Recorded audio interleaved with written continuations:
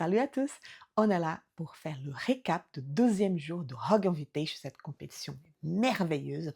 Restez ici parce qu'il y aura plein d'émotions, plein de surprises, des bonnes et aussi des mauvaises parce qu'il y a deux athlètes qui se sont blessés pendant cette compétition. Ils sont dehors, ils ont dû arrêter. Il y a un qui en a un doute, donc ici on va parler de tous les événements de la journée, hit par hit. Et donc, voilà, on commence par l'événement numéro 4 qui a mis en jeu le pegboard horizontal. On a l'habitude de voir dans les compétitions le pegboard, la version verticale. Le dernier aux Games, il y a eu un en acrylique et en fait, il y a eu plein des athlètes qui ont eu de soucis. Apparemment, ça glissait à mort. Mais là, Hog, il a un pegboard qui est différent parce que les athlètes, ils se déplacent en horizontal. C'est pas plus évident. On a vu beaucoup, beaucoup d'athlètes avoir super mal dans ce mouvement.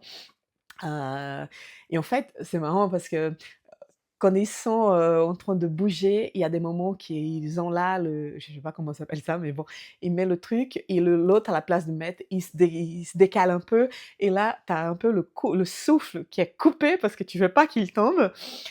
Ou sinon, comme ça se passait avec, Alexis Hapchis, c'était vraiment dommage. Elle était super bien dans l'épreuve, mais à la fin, le dernier trou, parce qu'il faut dépasser la ligne, il y a une petite ligne rouge qui démarque, les passages et en fait, elle a passé le premier et au moment de passer le deuxième, elle est tombée.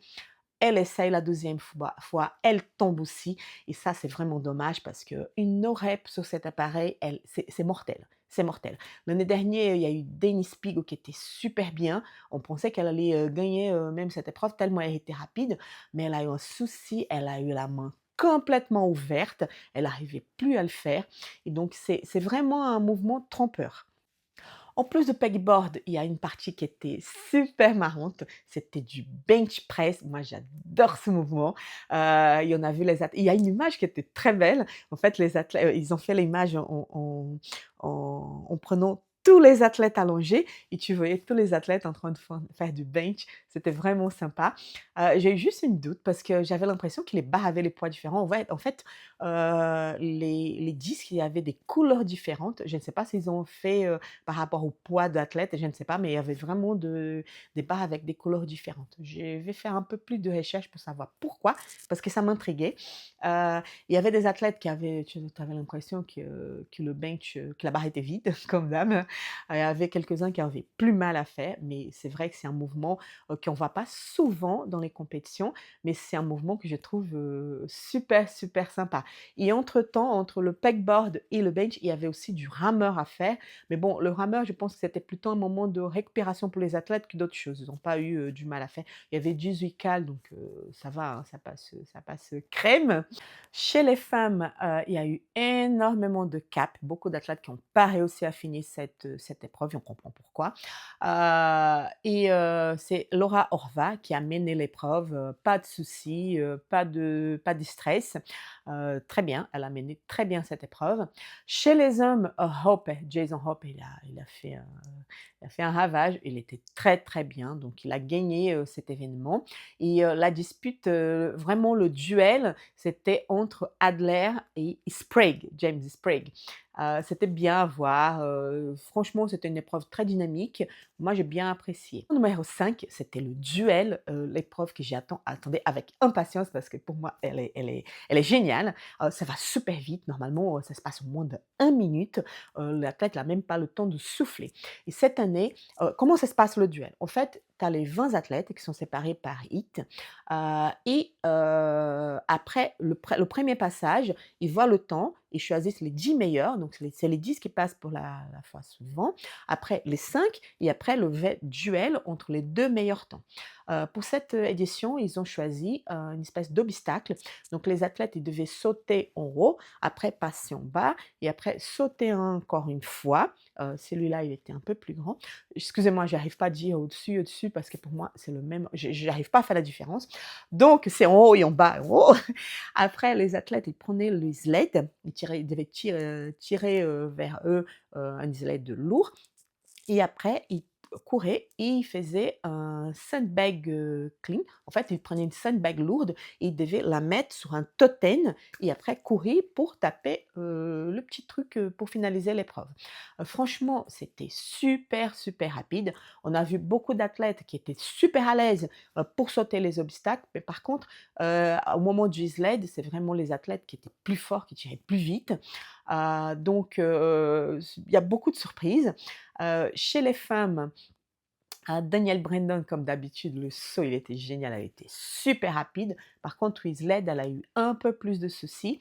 C'est vrai qu'elle arrivait avant les autres, mais elle partait, un petit peu après parce que oui, elle avait un peu plus du mal à tirer le sled. Mais bon, à la fin, elle a réussi quand même à être classée entre les 5 1res. Elle n'a pas passé le duel à la fin, mais elle a resté, bien classée.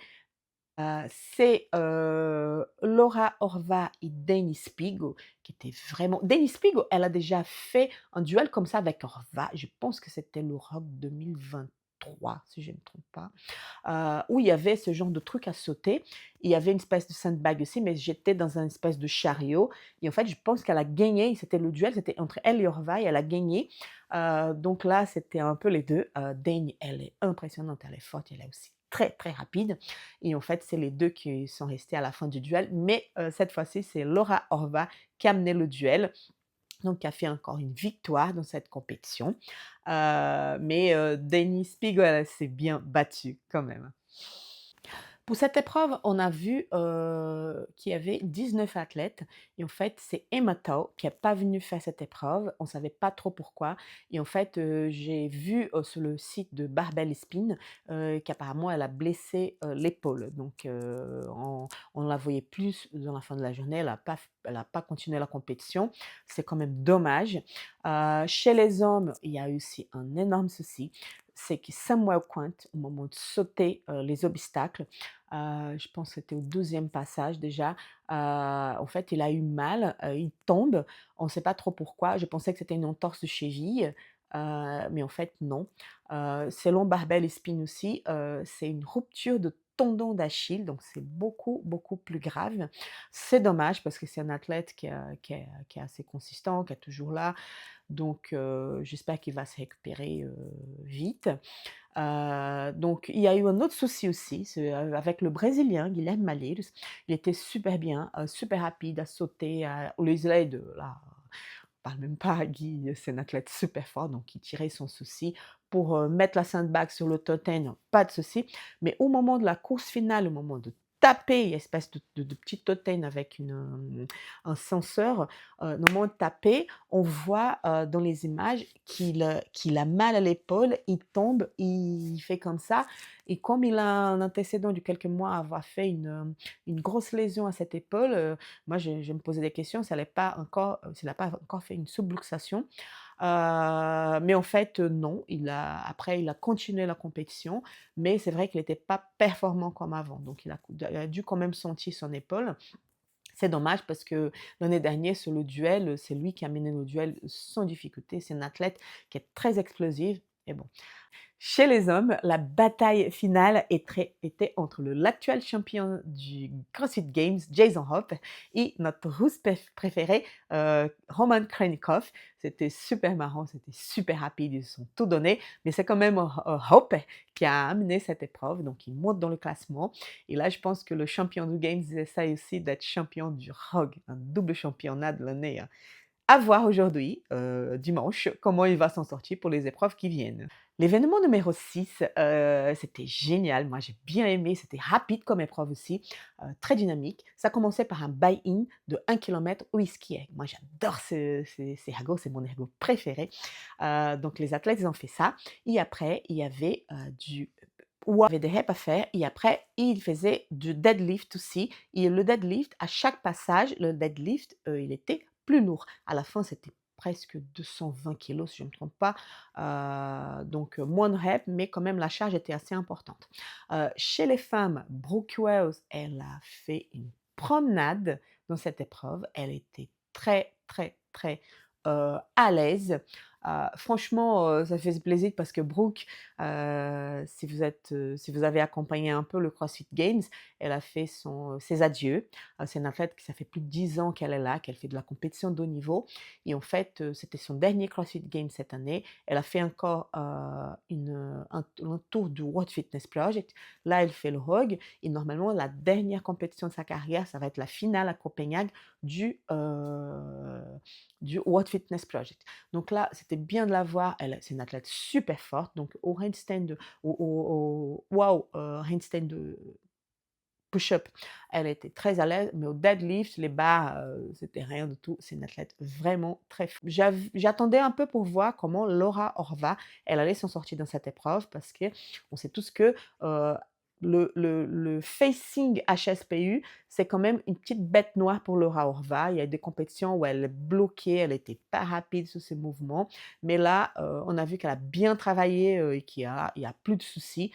Une athlète qui a fait une promenade dans cette épreuve, c'était Olivier Castet. Cette fille qui a 19 ans, c'est la sensation du moment. Elle était, podium aux games et on la voit, c'était une ancienne athlète Chings qui était très bien et là on voit qu'elle est en puissance, elle est en montée flamboyante. Elle a fait une épreuve magnifique, donc elle a mené son rythme et elle a mené cette épreuve, donc première place, suivie, avec 1 seconde de différence de Brooke Wells et en troisième place, c'était Laura Horvath. Donc c'était vraiment, une épreuve très dynamique entre les femmes et chez les hommes, c'était pas différent du tout. En fait, pour le premier hit, c'est Colte Mertens qui se rend pas compte qu'il y a d'autres concurrents. Lui, il fait son truc, super, super vite. C'est vrai que pour le handstand, c'était un peu plus facile pour lui parce qu'il a des petits bras, donc il y a moins de distance à parcourir quand même, mais quand même, il a super bien fait. Le deadlift, pas de souci, c'est un athlète très, très fort. On a vu, l'épreuve du back squat, lourd, il a fait une vraie promenade avec sa barre. Donc là, les barres de deadlift n'a posé aucun souci. Il a fait un super temps et moi, personnellement, je pensais que personne ne pouvait battre ça parce on avait l'impression qu'il allait vraiment trop vite. Au deuxième hit, il y a eu une énorme bataille entre les 2 Canadiens, entre Adler et Vellner. Jusqu'à la fin, ils étaient mais côte à côte. Adler, il a vaincu, mais avec une toute petite différence par rapport à Vellner. À la fin, les 2 amis, ils se sont embrassés et les Canadiens, ils ont mis le feu sur cette épreuve et en fait, oui, ils ont réussi à battre, Mertens.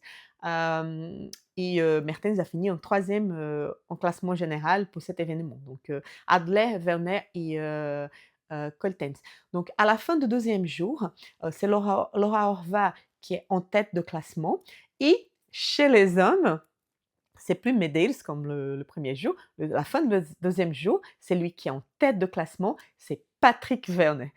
C'est marrant parce que c'est vrai qu'il a pas gagné un événement, mais il est toujours constant, il est toujours entre les 5 meilleurs et notre Canadien, moi c'est mon Canadien préféré, il est en tête de classement. À voir, c'est la journée de dimanche, s'il va réussir à garder, ses classements. J'espère que oui, ça serait une belle victoire pour Werner. Il était très critiqué cette année, par rapport à ce qu'il a montré au premier tour du World Fitness Project, qu'il était dans les hits 1. On n'a jamais vu ça chez Werner. Pour, le Wodapalooza, en team, là, le Socal, il était invité pour le team Amérique du Nord. Il y a eu beaucoup de critiques. Pourquoi? Sprague était pas à la place de Werner parce que Sprague avait quand même des meilleurs résultats que Werner. Pourtant, l'équipe de Verne était la gagnante. Il a très bien fait, sa compétition et là, il est vraiment en feu. Il est en top de classement. J'ai hâte de voir comment il va se porter les dimanches.